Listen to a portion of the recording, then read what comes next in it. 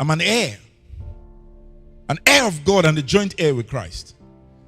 You say, but if you're an heir and a joint heir with Christ, why are you broke? It has nothing to do with that.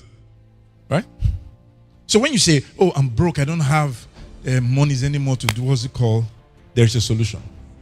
If you key into Jesus Christ and listen to him, he will give you counsel on how money can be gotten. So the Christian who is broke must also understand that there's a provision somewhere.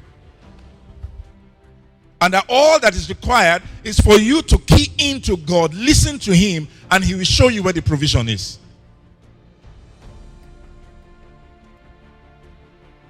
In the midst of a famine, Elijah had no one to feed him. There was no food.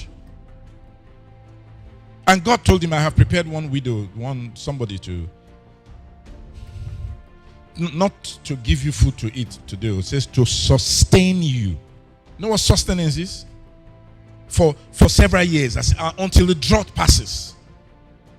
To sustain you. Now when Elijah eventually met the person who was to provide or who was to sustain him,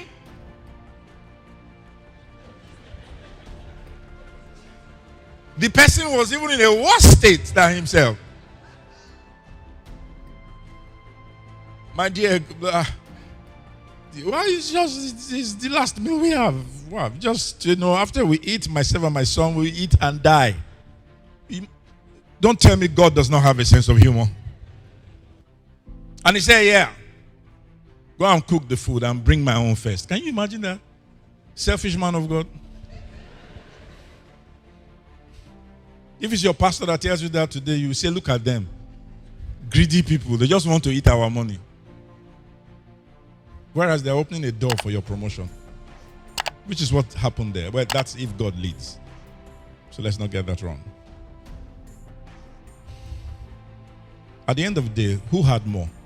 The woman had more. And Elijah had enough. God didn't really need that woman. Because God had used ravens to feed the prophet. Ravens are the most selfish of birds. They don't share. And it is the most selfish of birds that God used to feed him.